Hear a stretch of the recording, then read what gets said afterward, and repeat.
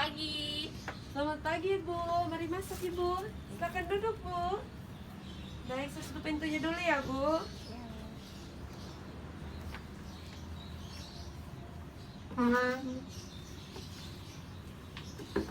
Baik, Ibu. Selamat pagi. Perkenalkan, saya Bidonona yang bertugas pada hari ini. Dengan Ibu siapa? Dengan Ibu Lani. Oh, baik, Ibu Lani. Jadi baik, Ibu, bagaimana, Bu? Ada yang bisa saya bantu? Begini Bu, saya datang ke sini untuk mengecek atau mengetahui persiapan persalinan dan kesiapan kegawat daruratan saya sebagai ibu hamil Bu. Oh, baik, Ibu. Nanti tujuan dan prosedur tindakan yang akan saya lakukan, nanti saya akan menjelaskan kepada Ibu apa saja persiapan dalam persalinan serta kesiapan kegawat daruratan pada ibu hamil dengan berkebutuhan khusus ya, Bu, seperti itu, agar Ibu dapat memahami seperti itu, Bu. Ya Bu. Mungkin nanti saya membutuhkan waktu sekitar 10-15 menit, Ibu. Apakah Ibu bersedia? Ya, siap. Baik, Ibu. Baik, Ibu, ini kehamilan Ibu yang keberapa? Yang pertama Bu. Oh, yang pertama ya, Ibu. Baik, Ibu, untuk itu kita mulai saja konselingnya ya, Bu. Baik, Ibu, untuk pertanyaan pertama, sejauh mana untuk persiapan Ibu dalam menghadapi persalinan dan sejauh mana pengetahuan Ibu tentang tanda-tanda persalinan? Sejauh ini saya belum terlalu paham dengan proses persiapan persalinan Bu. Jadi saya datang ke sini untuk menanyakan ke Ibu sebagai bidan di sini. Baik, Ibu. Nah, di sini saya akan menjelaskan dan memberitahu kepada Ibu ya, Bu. Nah, yang pertama untuk tanda-tanda persalinan, Bu. Nah, tanda-tanda persalinan itu, Ibu, jika Ibu mengalami kontraksi atau merasa kencang-kencang di perut secara teratur minimal 2 kali dalam 10 menit ya, Bu, seperti itu. Dan serta nanti dari vagina Ibu akan mengeluarkan lendir bercampur darah, Bu, seperti itu. Serta nanti Ibu akan merasakan adanya cairan yang keluar dari vagina Ibu, seperti itu. Dan juga kadang keluar cairan dari vagina itu, Ibu, namun harus disertai dengan permukaan ya, Bu, seperti itu. Nah, yang berikut, apakah Ibu sudah mengetahui tentang tanda bahaya kehamilan dalam trimester 3? Belum tahu. Baik, Ibu. Nah, di sini saya akan menjelaskan. Nah, untuk tanda bahaya kehamilan di trimester 3 ini, Ibu, ada beberapa, yaitu yang pertama untuk gejala preeklamsi. Nah, untuk preeklamsi itu sendiri, Ibu, gejala yang Ibu alami saat mengalami preeklamsi itu yaitu Ibu akan mengalami pandangan mata menjadi kabur, Bu. Yang kedua, Ibu akan merasakan sakit kepala yang berat serta menetap, Bu. Dan juga Ibu akan merasakan nyeri ulu hati serta bengkak pada muka dan tangan ya, Bu. Dan bahayanya terhadap Ibu jika terjadi nanti akan menyebabkan kejang maupun kematian, Bu, seperti itu. Nanti juga akan terjadi pada janin Ibu, yaitu gawat janin maupun kematian pada janin, seperti itu, Bu. Nah, yang kedua, adapun gerakan janin berkurang. Nah, gerakan janin berkurang itu, Bu, yaitu kurangnya gerakan janin yang terjadi yaitu dari 10 kali dalam 12 jam ya, Bu. Yaitu dan bahayanya bagi janin yaitu akan terjadi gawat janin dan juga kematian dalam rahim, seperti itu, Bu. Oh iya Bu. Nah, untuk yang ketiga ada perdarahan pervaginam, Ibu. Nah, untuk perdarahan pervaginam ini yaitu adanya perdarahan yang baik berupa bercak maupun mengalir yang bisa disebabkan solusia plasenta, yaitu perdarahan disertai nyeri perut, Bu, seperti itu. Dan juga placenta previa yaitu perdarahan tidak disertai nyeri perut. Dan juga bahayanya Ibu akan mengalami shock, hipolemik serta dapat menyebabkan kematian juga, Bu. Maupun yang terjadi pada janin itu yaitu terjadi gawat janin maupun kematian terhadap janin. Dan yang terakhir, Ibu, ada ketuban pecah dini. Nah, tanda ketuban pecah dini dan bahayanya itu yaitu terhadap Ibu maupun janin Ibu ya, Bu. Jadi Ibu harus segera menghubungi tenaga kesehatan, yaitu bidan ataupun dokter apabila ibu mengalami salah satu dari tanda bahaya yang sudah saya sebutkan tadi ya Bu. Baik Ibu, di sini juga saya akan menjelaskan dan memberitahu kepada Ibu untuk tempat persalinan yang aman ya Bu. Nah, untuk tempat persalinan yang aman Ibu, ada rumah sakit, ada puskesmas, ada pustu dan juga polindes Bu, seperti itu. Nah, sebelumnya Bu, apakah Ibu sudah memiliki rencana untuk Ibu memilih tempat persalinan yang mana Bu? Rumah sakit saja Ibu. Rumah sakit, itu memang bagus ya Bu, pilihan yang bagus. Nah, dan yang berikut ada untuk macam-macam tenaga kesehatan Bu. Untuk tenaga kesehatan yang menolong Ibu saat persalinan nanti ya Bu. Yang pertama itu ada dokter dan yang kedua itu ada bidan Bu. Nah, sebelumnya apakah Ibu sudah merencanakan memilih siapa yang nanti akan menolong persalinan Ibu? Sudah Bu. Oh, ini Ibu memilih siapa? Memilih Ibu bidan. Oh, bidan ya Bu. Oke, baik Ibu. Nah, baik Ibu. Nah, untuk jarak atau lokasi tempat tinggal Ibu ke pelayanan kesehatan apakah jauh Bu atau jaraknya Jauh. berapa? Oh, berapa Bu? Dekat, sekitaran 5 menit dari rumah. Oh, 5 menit. Oh, berarti dekat ya Bu. Nah, baik Ibu. Yang berikut.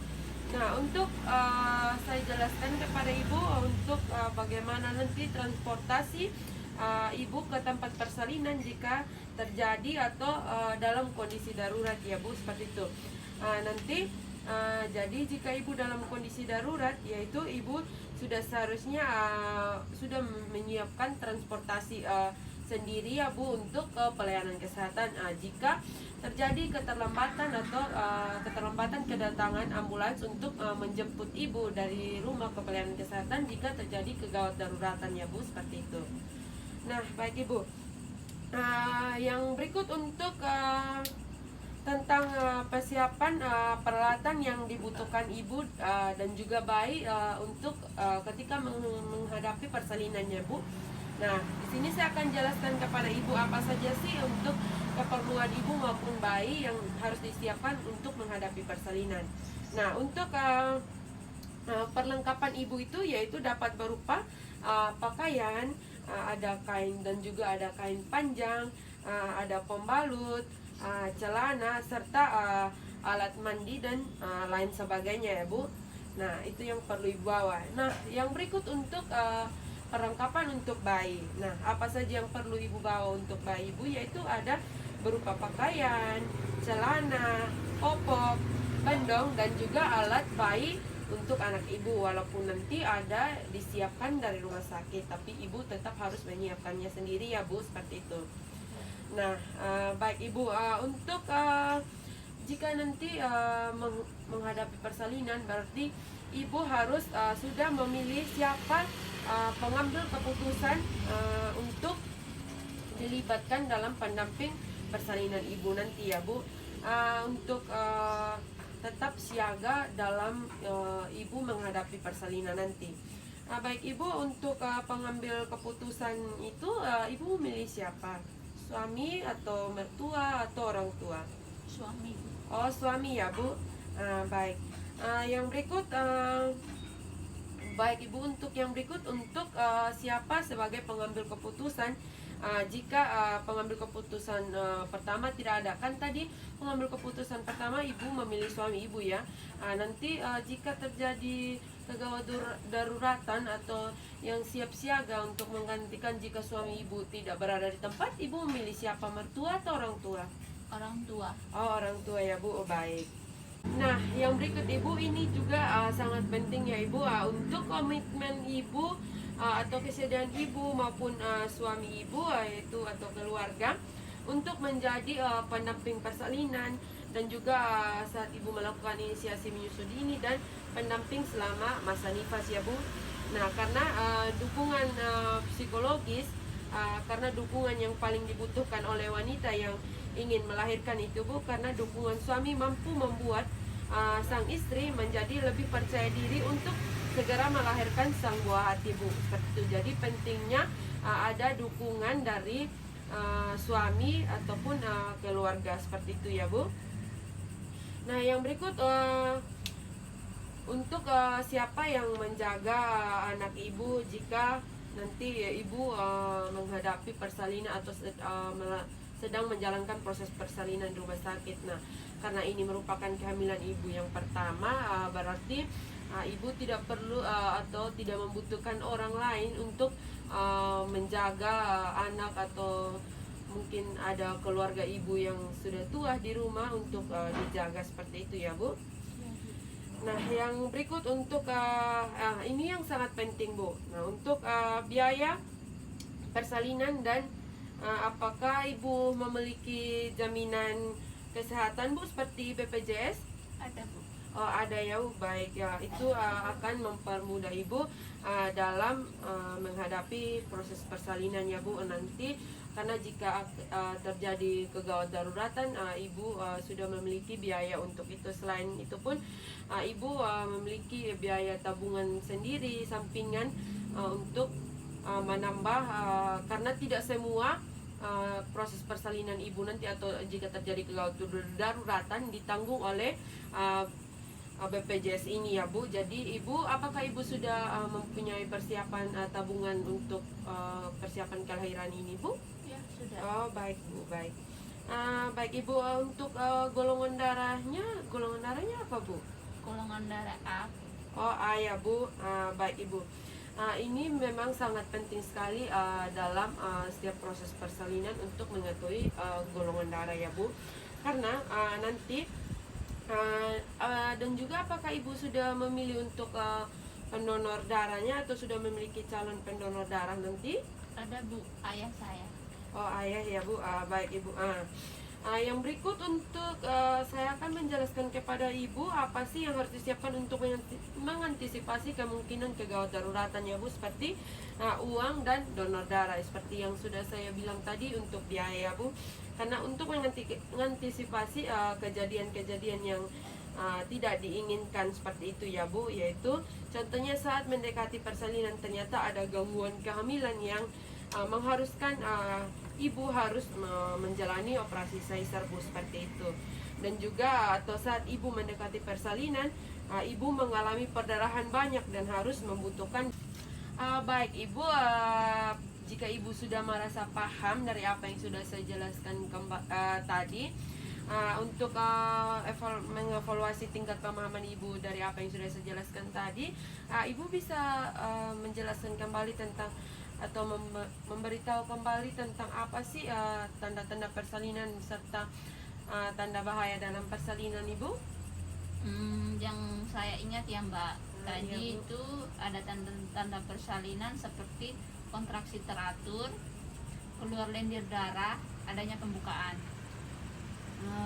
dan ada tanda-tanda bahaya dalam kehamilan itu seperti gejala preeklamsi, Iya betul Bu. gerakan janin kurang, perdarahan vagina, dan ketuban pecah dini.